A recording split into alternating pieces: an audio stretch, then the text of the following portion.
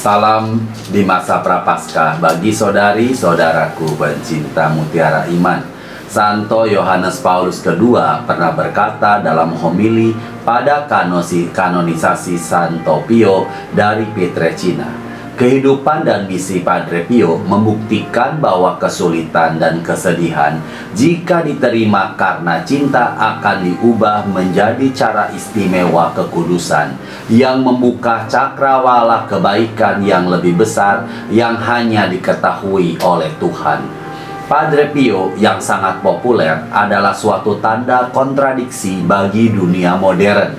Selama homilinya dalam kanonisasi, Santo Yohanes Paulus menunjukkan inti dari kesaksian fasi Santo Pio tentang gereja universal, suatu transformasi kesulitan dan kesedihan menjadi peluang untuk kekudusan. Ini masuk akal karena stigmata Padre Pio, salah satu hal yang paling banyak diketahui tentang dirinya, menggambarkan hal ini secara literal.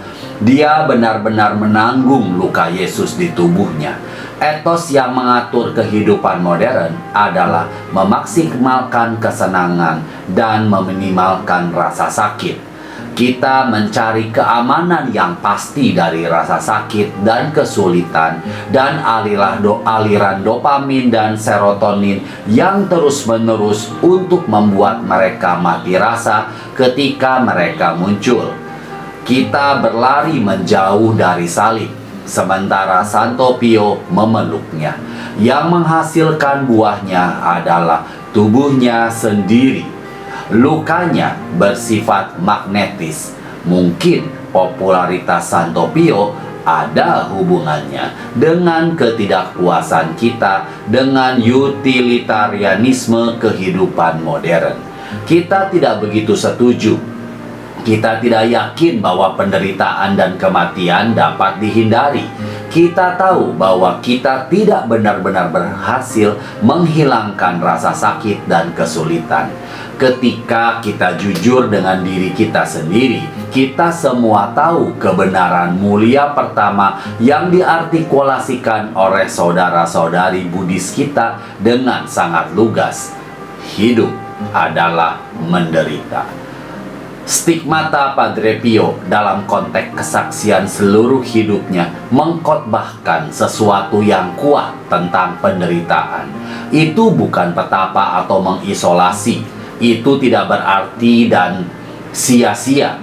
Kita dapat menanggung luka Kristus pada tubuh kita, disalibkan dengan Dia, dikuburkan dengan Dia, dan dibangkitkan bersama Dia. Seperti yang diajarkan Alkitab, penderitaan adalah inti dari iman Katolik kita. Kehidupan Santo Pio mengingatkan kita tentang kemungkinan penebusan yang ditemukan dalam penderitaan kita jika dipersatukan dengan penderitaan Kristus. Santo Yohanes Paulus II juga mengetahui hal ini dengan baik, sebagaimana ia nyatakan dalam ensikliknya tentang penderitaan Salvifici Dolores nomor 19 yang menyatakan masing-masing juga dipanggil untuk berbagi dalam penderitaan yang melaluinya penebusan dicapai. Dia dipanggil untuk berbagi dalam penderitaan yang melaluinya semua penderitaan manusia juga telah ditebus. Dalam mendatangkan penebusan melalui penderitaan, Kristus juga telah mengangkat penderitaan manusia ke tingkat penebusan. Dengan demikian, setiap orang dalam penderitaannya juga bisa ikut ambil bagian dalam penderitaan penebusan Kristus. Tetapi mungkin bagaimana kita bisa meningkatkan pencobaan, rasa sakit, kesulitan, dan kekecewaan hidup kita sendiri ke tingkat penebusan? Berikut ini ada 5 gagasan yang terinspirasi oleh kata-kata Santo Pio sendiri. Yang pertama, kenali dirimu dan taklukkan dirimu. Kehidupan seorang Kristen tidak lain adalah perjuangan terus-menerus melawan diri sendiri. Tidak ada jiwa yang berbunga menuju keindahan kesempurnaannya kecuali bernilainya suatu penderitaan. Seperti halnya seorang ayah dan ibu yang penyayang harus mendisiplinkan anak-anak mereka agar benar-benar mencintai dan mencegah mereka tumbuh menjadi yang tidak bahagia, tidak mampu bertahan, dan tidak dapat bekerja. Demikian pula kita harus belajar mendisiplinkan diri sendiri agar memiliki rasa cinta diri yang sehat. Para sekuler yang mewartakan perawatan diri melewatkan poin ini. Meskipun kita tidak boleh terlalu keras pada diri kita sendiri, kita juga tidak boleh takut untuk menantang diri kita sendiri. Kita juga harus sangat sadar akan perangkap yang kita buat untuk diri kita sendiri agar tidak jatuh di dalamnya. Kita harus mengetahui kesalahan, kelemahan, dan alasan kita dan melawan semuanya. Begitu banyak perilaku berdosa adalah pengobatan sendiri untuk mengatasi penderitaan. Perilaku mengobati diri sendiri tidak hanya tidak efektif dalam menghadapi penderitaan, tetapi juga menyebabkan isolasi, keegoisan, dan kegelapan. Ketika kita belajar untuk bergumul dengan penuh kasih dan dengan sengit dengan diri kita sendiri, rasa sakit itu adalah sesuatu untuk ditawarkan bersama dengan penderitaan bersama Kristus. Yang kedua, berhenti untuk khawatir. Berdoa, berharap, dan jangan khawatir. Karena khawatir tidak ada gunanya. Tuhan penuh belas kasihan dan akan mendengarkan doa kita.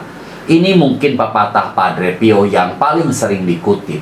Hampir mengejutkan mendengar dari seorang pria yang dikenal dari fokusnya pada salib Yesus.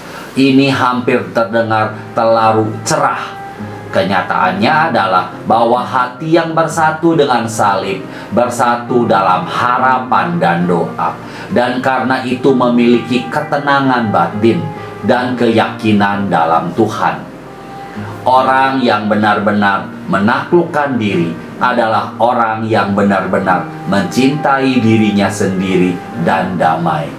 Saat kepercayaan kita kepada Tuhan tumbuh, kecemasan kita berkurang, dan penderitaan menjadi tertahankan. Yang ketiga, ingatlah bahwa iman bukanlah perasaan. Tindakan iman yang paling indah adalah yang dilakukan dalam kegelapan, dalam pengorbanan, dan dengan upaya ekstrim.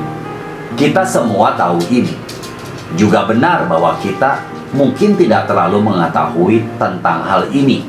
Kita seperti pria dalam Injil yang berkata, "Aku percaya, tolonglah aku yang tidak percaya ini."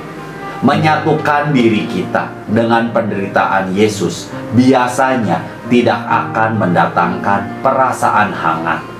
Di saat-saat penderitaan yang nyata, kita harus memilih untuk percaya dengan melakukan tindakan iman melalui doa, pelayanan, dan pengorbanan. Perjuangan dan masa-masa kelam kita seharusnya tidak menjadi sumber rasa bersalah. Kesaksian dari orang-orang kudus yang tak terhitung jumlahnya mengingatkan kita bahwa waktu kegelapan spiritual adalah bagian universal dari perjalanan spiritual. Iman adalah suatu tindakan dari dalam, bukan perasaan dari dalam. Yang keempat, jangan mengharapkan kebahagiaan sempurna dalam hidup ini. Kebahagiaan hanya ditemukan di surga. Kita semua agak terpengaruh dengan gagasan bahwa kita harus bekerja untuk menciptakan firdaus duniawi kita sendiri. Kita berjuang untuk pengalaman dan melihat ke depan untuk mencapai pencapaian. Jika hal tertentu terjadi, baru atau maka saya akan bahagia. Padahal kita tidak boleh berharap bisa berbahagia sempurna dalam hidup ini. Ini tidak berarti kita tidak boleh bersuka cita. Sebenarnya justru sebaliknya. Sukacita kita berakar pada pengharapan kita bahwa ada yang lebih dari itu. Semua kesenangan kita di bumi berkurang oleh ketidakkekekalan dan ketidaksempurnaannya. Tetapi kita dapat melihatnya sebagai tanda dari hal-hal yang lebih baik yang akan datang. Ini membantu kita untuk menanggung kesulitan kita dengan sukacita. Yang kelima, hidup dengan cinta. Ya Tuhan, cinta itulah yang menopang saya. Inilah kunci sederhana untuk itu semua. Inilah saksi dari setiap orang kudus. Apakah rahasia tidak begitu rahasia itu? Kita baca dalam Matius 22, 36, 40. Kasihilah Tuhan Allahmu dengan segenap hatimu, dan dengan segenap jiwamu, dan dengan segenap akal budimu. Itulah hukum yang terutama dan yang pertama.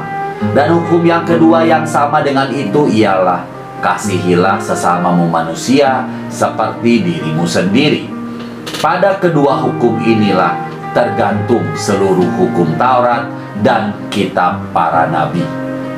Cinta mengubah penderitaan. Orang suci kontemporer seperti Santo Maximilian Kolbe, Santa Teresa dari Lisieux, Santa Damian dari Molokai, Santo Teresa dari Kalkuta, Santa Josephine Bakita, dan Santo Pio dari Pietrelcina tentu saja adalah sosok cinta yang tak terkalahkan di tengah-tengah penderitaan yang tiada hentinya. Bagaimana para orang kudus ini dapat menanggung pencobaan hidup mereka? Pertama, mereka tahu bahwa mereka sangat dikasihi oleh Allah. Kedua, ditopang dan dipelihara oleh kasih Tuhan. Mereka mengembalikannya dengan segenap hati kepada Tuhan dan memancarkannya kepada sesama. Luka mereka menekan luka Kristus dan membuat persembahan kepada Allah Bapa. Ketika dunia mendorong kita untuk melarikan diri dari penderitaan dan mencari kenyamanan, kita perlu mengingat kesaksian dan perkataan Santo Pio bersama dengan awan besar saksi kita yang kita temukan pada orang-orang kudus. Orang-orang kudus adalah pengingat yang penuh sukacita dan pengharapan akan kuasa salib dan pengharapan kebangkitan. Tuhan Yesus memberkati kita semua. Salam sehat.